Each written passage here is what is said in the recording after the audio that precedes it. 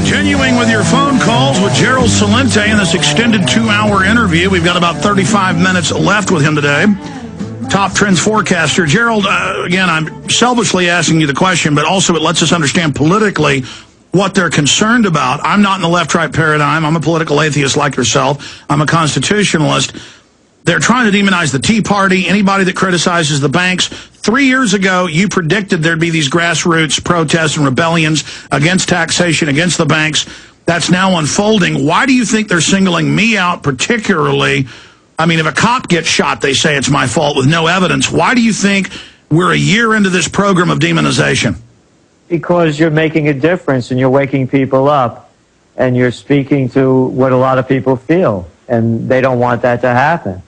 So it's logical that they would do that. They want to stop the force that has the most power, and it's it's like cutting off the head of the snake. They feel as though if they can stop you, they could stop the movement in a lot of ways because you're at the forefront of it, and they're going to continue to do it and demonize everybody that they can that exposes the fraud going on. I remember talking about what was going on about how this D.C. heist, we called it, Wall Street hijacks Washington, how when we first said that, it was considered outrageous that we would think that. So any time that you begin to expose the fraud, the criminality, and the corruption, they want to shut you down because you cost them a lot of money and a lot of problems. But why would all these major TV networks and publications say I'm calling for violence? And Fox admitted in a news article, too, they called Homeland Security on us. I don't know if you knew this 2 weeks ago, off comments on a message board implying that they were ours. Then we found far worse comments on Fox Nation's own website, and their own pundits even saying more. Do you think they're getting ready to set me up, or is this just to demonize me? I mean, because it looks like they're trying to sick the cops and the IRS on me. Well, they're probably well aware of that already, and they're just going to look for any kind of breach that they could give an excuse to come in with, just like they do with everyone else. So it's again, you said it before, the only thing you have in this life is your word and your dignity, and that's all you leave behind is your word. So, of course, there's always the threat. I mean, I have to tell you, back in 2002, in the Trends Journal, in my column, I wrote, "It's getting dangerous." And I said that I'm going to be careful what I say, because when they come out from the government saying, and you remember during the Bush years, you're either with us or against us, and you have to be careful what you say. And we're entering into a period like that. And I make this really clear. I'm not willing to die for my country, because what is my country? My country certainly isn't the Democrats or the Republicans. So when do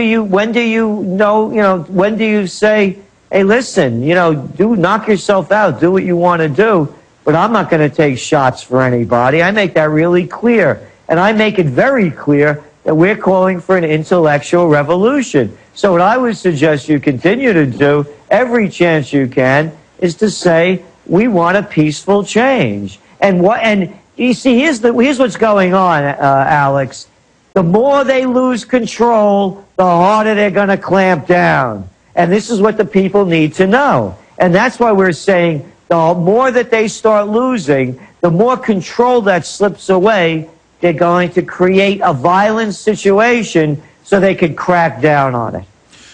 And do you agree that they're clearly trying to provocateur, well, they've been caught, violence, and that they wanted to get violent? I don't know if they want to, but I know that nothing. I read my lips, no new taxes. I didn't have sex with that woman, Monica Lewinsky. I smoked, but I didn't inhale. Saddam Hussein has weapons of mass destruction. I'm no crook. How can anybody believe anything they say? Remember the Gulf of Tonkin, one lie built after another. These are psychopaths and sociopaths. Look at this guy, what was Edwards, John Edwards, whiter than white, talking about morality, and he gets caught with a chick. I mean, Spitzer, I talked about it, one after another. Look up the definition of a sociopath.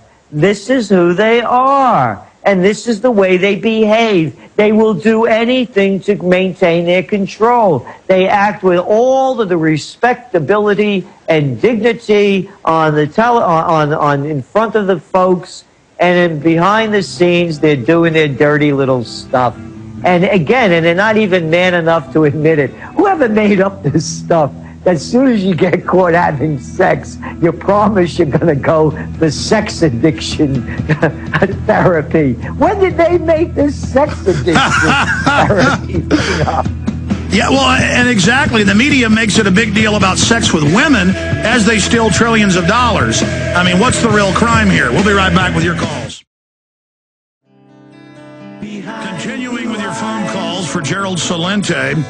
Then I've got some other questions I want to ask him and some Twitter questions as well. Let's go ahead and talk to Ron in Texas. Ron, you're on the air. Go ahead. Alex, always a pleasure. Mr. Celente, it is a complete honor. I got two questions, actually. One, there was a 2005 PNAC report by Gary Schmidt that started off saying that Iran's nuclear capability was about 10 years behind. So my first question is, what do you see in your professional opinion as the reality of their capability? The other one is, some time ago we had a warhead that was known as the Whiskey 54, which was nicknamed the Davy Crockett, and a special atomics demolition munition that was man-portable.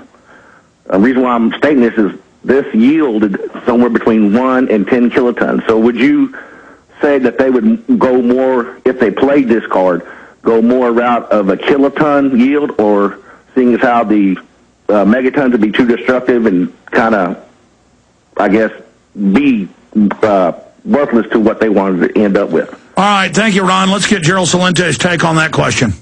We believe that Iran is eventually going to have nuclear weapons. I guess you could bring it down to the right to bear arms. They're in a very hostile region. They have hostile neighbors, and it's probably going to be for defensive purposes. Look, India has them, Pakistan has them.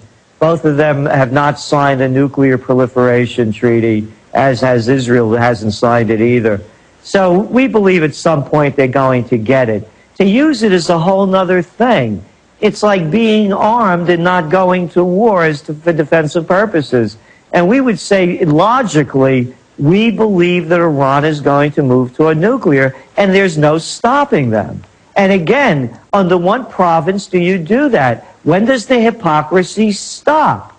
Why could the UK, why can France, why can India, why can China, why can Israel, and why can the United States have nuclear weapons, and Russia, and not Iran? Well, look at North Korea. As soon as you get a nuke, you get left alone. Yeah, I mean, you know, are they going to use them? If they use them, they're going to suffer the consequences. Are they going to use them against Russia and China? They'll get wiped out like a gnat. Even if they use them against Israel, the firepower coming back would be multiples way beyond. So, and then again, who in their right mind would use a nuclear weapon? Well, then they say, oh, they're crazy Muslims. But I mean, looking at that, Iran's nuclear program is public. The centrifuges won't make the uranium they need. They even offered to have France make it, so everybody knew that it wasn't able to do that. I mean, Venezuela wants nuclear reactors now. They are having power outages. I mean, South Africa's got nukes. Our government has overthrown Iran twice.